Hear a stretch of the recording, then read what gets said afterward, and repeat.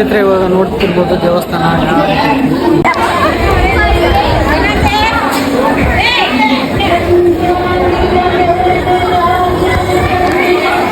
ಸ್ನೇಹಿತರೆ ಈ ದೇವಸ್ಥಾನದ ಪ್ರತಿಯೊಂದು ಮಾಹಿತಿಯನ್ನು ನಿಮಗೆ ಎಲ್ಲ ಹೇಳ್ಕೊತ ಬರ್ತೀನಿ ಅಂತ ನೀವೆಲ್ಲ ನೋಡ್ಕೊತಾ ಬರ್ರಿ ಕೊನೆವರೆಗೂ.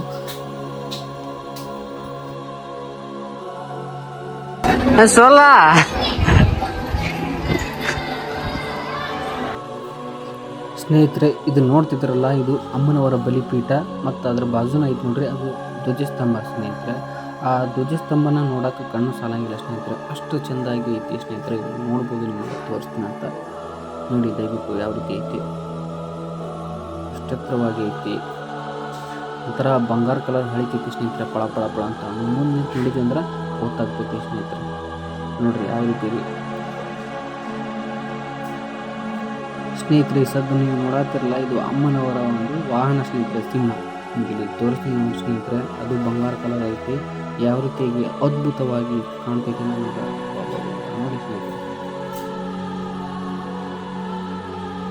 ಸ್ನೇಹಿತರೆ. ಇದು ವಾಹನ ಕಾಣ್ತಾ ಇದೆಯಲ್ಲ, ಅಮ್ಮನವರ ಅಪೋಸಿಟ್ ಇದೆ ಸ್ನೇಹಿತರೆ, ಸ್ಟೇಟ್ ಮತ್ತೆ ಕಡೆ ಇದಿಲ್ಲ ಸ್ನೇಹಿತರೆ. ಪಕ್ಕದಲ್ಲೇ ಕರ್ಪೂರ ಹಚ್ಚಿ ಬಲಿಪೀಠಕ್ಕೆ ಎಲ್ಲರೂ ಕೂಡ ಈಗ ಶರಣಾರ್ಥಿಯನ್ನು ಆಗ್ತಾ ಇದ್ದಾರೆ ಸ್ನೇಹಿತರೆ.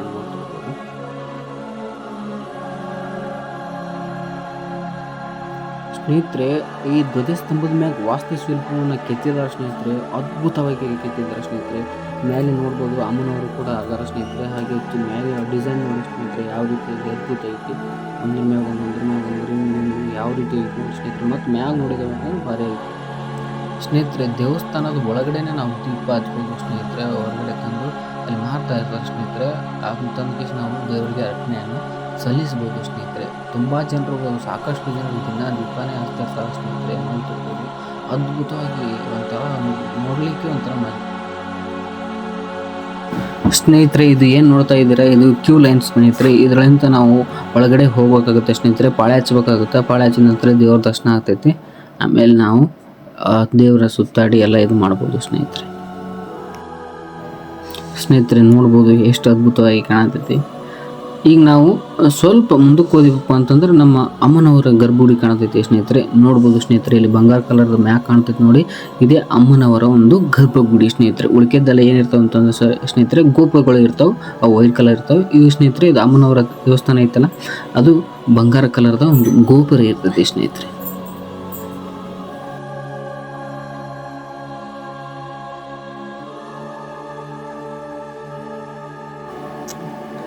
ದಕ್ಷರಾಜನ ಮಗಳಾದ ದಾಕ್ಷಾಯಿಣಿ ತನ್ನ ಪತಿಯಾದ ಶಿವನಿಗೆ ತನ್ನ ತಂದೆ ದಕ್ಷ ಮಹಾರಾಜ ಮಾಡಿದ ಅವಮಾನವನ್ನು ಸಹಿಸಲಾಗದೆ ಅಗ್ನಿಕುಂಡದಲ್ಲಿ ಬಿದ್ದು ಪ್ರಾಣವನ್ನು ತ್ಯಾಗ ಮಾಡ್ತಾಳೆ. ದಾಕ್ಷಾಯಿಣಿ ಸಾವಿನಿಂದ ಮನನೊಂದ ಪರಮಶಿವ ಆಕೆಯ ದೇಹವನ್ನು ತನ್ನ ಕೈಯಲ್ಲಿ ಎತ್ತಿಕೊಂಡು ಪ್ರಳಯ ತಾಂಡವವನ್ನು ಆಡ್ತಾನೆ.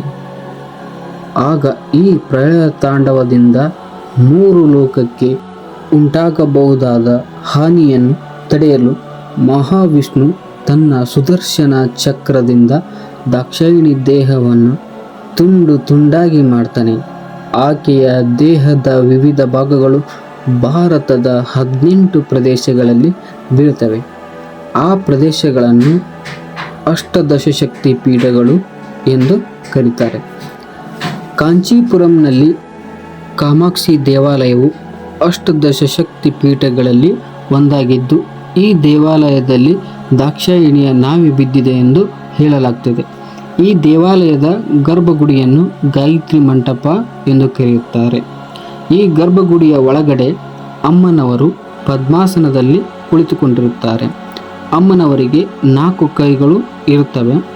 ಕೆಳಗಿನ ಕೈಯಲ್ಲಿ ಕಬ್ಬು ಮತ್ತು 5 ವಿವಿಧ ಹೂಗಳ ಗೊಂಚಲುಗಳನ್ನು ಹಿಡಿದುಕೊಂಡಿರ್ತಾರೆ.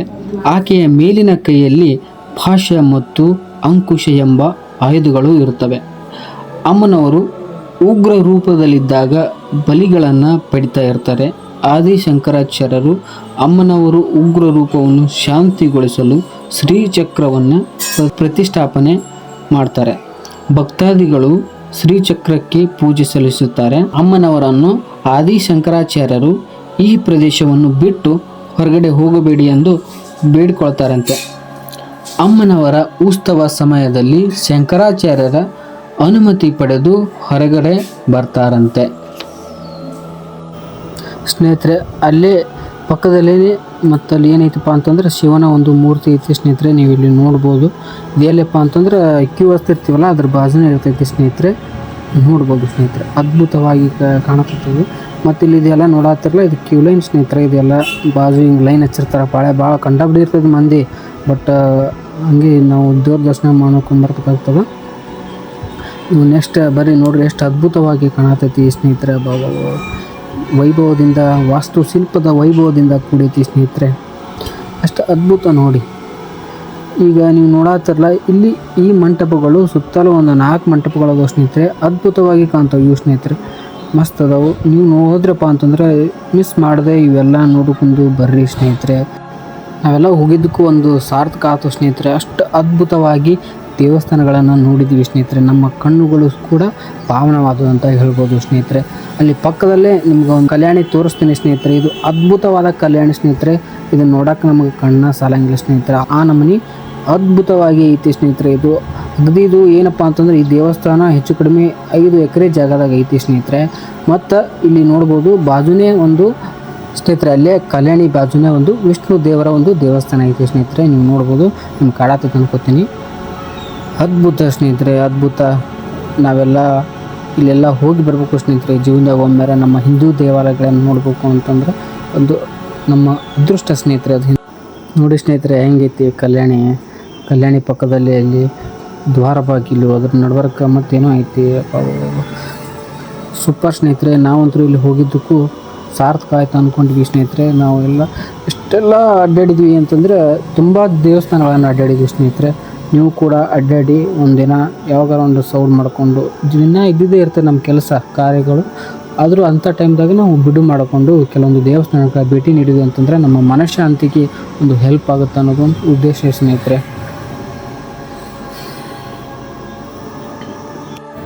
ಇಲ್ಲಿ ನೀವು ನೋಡತ್ತಿರಲ್ಲ, ಇದು ಯಾವ ದೇವಸ್ಥಾನ ಅಂತಂದ್ರೆ ಅಷ್ಟಭುಜ ದುರ್ಗಾದೇವಿ ದೇವಸ್ಥಾನ ಸ್ನೇಹಿತರೆ. ಇಲ್ಲಿ ನೋಡತ್ತಿರಲ್ಲ ಹೊರಗು ಸ್ನೇಹಿತರೆ. ಇಲ್ಲಿ ಸಾಕಷ್ಟು ದೇವಸ್ಥಾನಗಳು, ನಾವು ದೇವಸ್ಥಾನ ನೋಡೋಕೆ ನಮ್ಗೆ ಟೈಮೇ ಸಿಗೋಂಗಿಲ್ಲ. ಆ ನಮೂನಿ ದೇವಸ್ಥಾನಗಳು ಸ್ನೇಹಿತರೆ. ಎಲ್ಲಿ ನೋಡ್ತೀವಿ ಅಲ್ಲಿ ದೇವಸ್ಥಾನ, ಸುತ್ತ ಮುತ್ತ ಹಿಂದೆ ಮುಂದೆ ಎಲ್ಲಿ ನೋಡಿದ್ರು ದೇವಸ್ಥಾನಗಳು ಸ್ನೇಹಿತರೆ. ಗೋಪುರ ನೋಡಿ ಸ್ನೇಹಿತರೆ, ಯಾವ ರೀತಿಯಾಗಿ ಅದ್ಭುತವಾಗಿ ಕೆತ್ತಿದ್ದಾರೆ ಸ್ನೇಹಿತರೆ. ಗೋಪುರದ ಮೇಲೆ ಚಿತ್ರಣಗಳನ್ನು ಸ್ನೇಹಿತರೆ. ಇನ್ನೇ ಗೋಪುರ ನೋಡಿದ್ರಲ್ಲ, ಅಂಥವು ದೇವಸ್ಥಾನ ಸುತ್ತಮುತ್ತ 4 ಇರ್ತಾವೆ ಸ್ನೇಹಿತರೆ. ಪೂರ್ವ, ಪಶ್ಚಿಮ, ಉತ್ತರ, ದಕ್ಷಿಣ ಅಂತ ಅಡ್ಗಿಸಿ ನಾವೆಲ್ಲ ಕಡೆ ನಾವು ಬರ್ಬೋದು ಸ್ನೇಹಿತರೆ. ಮೇನ್ ಗೇಟ್ ಏನಪ್ಪ ಅಂತಂದ್ರೆ ಪೂರ್ವದ ಕಡೆನೇ ಐತೆ ಸ್ನೇಹಿತರೆ. ನಾವು ಅಲ್ಲಿಂದ ನಾವು ಬರ್ಬೋದು ಸ್ನೇಹಿತರೆ. ಇದೆಲ್ಲ ನೋಡತ್ತಿರಲ್ಲ, ಇದು ಅಮ್ಮನವರ ದೇವಸ್ಥಾನ ಸ್ನೇಹಿತರೆ. ಇದೆಲ್ಲ ನೋಡತ್ತಿರಲ್ಲ, ಇಲ್ಲಿ ಎಷ್ಟು ಜನರು ಬರ್ತಾರಪ್ಪ ಅಂತಂದ್ರೆ ಅದು ದಿನಕ್ಕೆ ಲೆಕ್ಕನೇ ಇಲ್ಲ ಸ್ನೇಹಿತರೆ. ಅಷ್ಟು ದಿನ ಬರ್ತಾರೆ ಸ್ನೇಹಿತರೆ. ನೀವು ಒಂದು ಭೇಟಿ ನೀಡಿ ಅಂತ ಹೇಳ್ತಾ ಈ ವಿಡಿಯೋನ ಇಲ್ಲಿಗೆ ಮುಗಿಸ್ತಾ ಇದ್ದೀನಿ. ಜೈ ಹಿಂದ್, ಜೈ ಕರ್ನಾಟಕ ಮಾತೆ.